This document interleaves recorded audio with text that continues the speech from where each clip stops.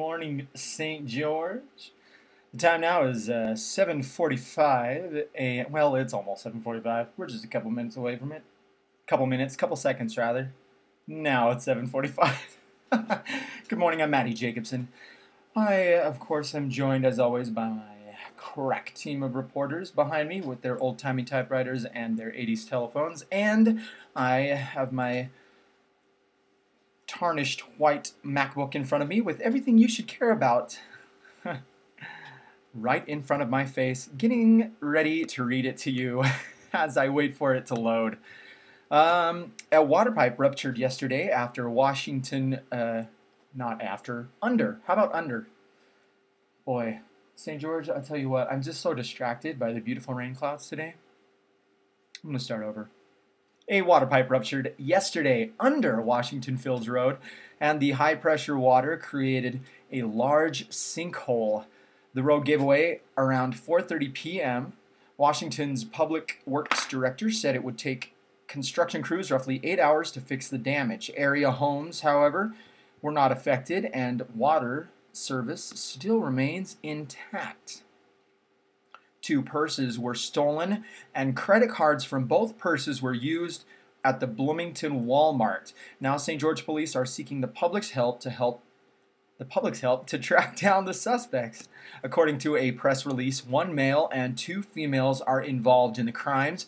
Photos and descriptions of the suspects and their vehicles are available at KTIM's Facebook page.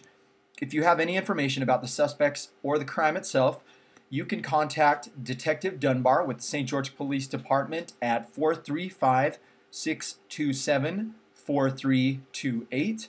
That's 435-627-4328. Or you can leave an anonymous tip through the link at KTIM's Facebook page. A practical joke has landed a Utah man in federal court. Jeremiah Douglas Hill wrote a letter that read, 1. Hijack plane, 2. Kill Obama. And he slipped it into his coworker's luggage at Hill Air Force Base. This was last summer, just before the coworker was leaving on a Delta flight from Utah to Tucson, Arizona. Hill told investigators that it was a joke, and he had placed the note so it was sticking out of the coworker's luggage so the coworker would notice it. Unfortunately, the coworker didn't see it. However, an airport screener did. The FBI launched an investigation, and Hill admitted to writing the letter. He is now officially charged with making a false alarm for intentionally circulating a false warning of a plane hijacking. And that's a misdemeanor. He is scheduled to make his first court appearance on May 30th.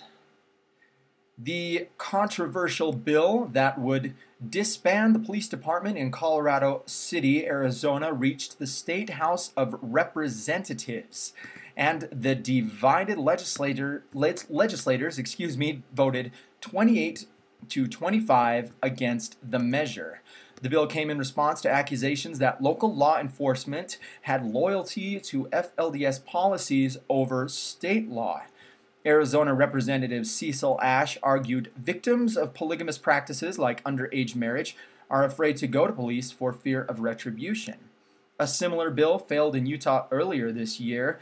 It was in response to police officers who were accused of aiding and abetting Warren Jeffs, who at the time was a wanted criminal. Journalism mogul Rupert Murdoch admitted that there was a cover-up of the phone hacking scandal at his best-selling British newspaper News of the World. He said he shut down the paper out of panic after the public found out that reporters for Murdoch's paper accessed and deleted voicemail files from a murdered girl's phone. This led the girl's family to believe she was still alive and deleting her messages. Murdoch said he wasn't directly involved with the cover-up, but he did name 2 other individuals as the responsible parties. North Korea held a monumental military parade on April 15th where half a dozen ominous-looking missiles were showcased to the public. But analysts say the missiles appear to be fakes made to show off North Korea's military prowess in the wake of its failed rocket launch. According to a paper written by Marcus Schiller and Robert Schumacher of Germany's Schumacher Technology, Each missile looked different, even though they were all supposedly the same make. There were inconsistencies in the metal casings, and on some of the missiles, the casing was far too thin to withstand flight. The analysts also pointed out that the missile carriers weren't even the correct size for the missiles they were carrying. And the Trayvon Martin and George Zimmerman case has already motivated a hate crime. A black 18-year-old Chicago man is a suspect in a violent attack against a white 19-year-old man that police say was fueled by anger because of Trayvon Martin's shooting. Alton Hayes III was charged with the hate crime after he and a juvenile partner, who was also black, threatened the man and demanded he empty out his pockets. The two then attacked the victim and punched him numerous times in the back of the head. Hayes told police he decided to attack his victim because he was angry over the death of Trayvon Martin, and he chose his victim because he was white. Now, as always, you can find links to all of these stories and the fine news outlets that provided them at KTIM's Facebook page. Let's take a look at the weather forecast for today. We have reached, we're almost at our high actually. We've got mostly cloudy skies right now. I'm looking outside at the beautiful desert sky riddled with rain clouds. Love it so much. 66 degrees right now. We're going to reach a high of 68. Expect scattered thunderstorms today and an 80% chance of rain.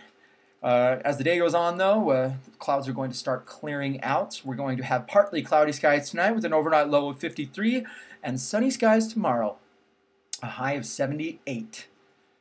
So, yeah, put on that bikini. I know I'll be putting on mine. Good morning, St. George.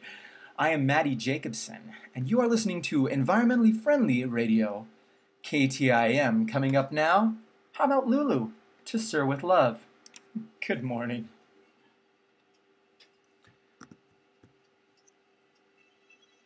Whew. And that's an example of me doing a newscast.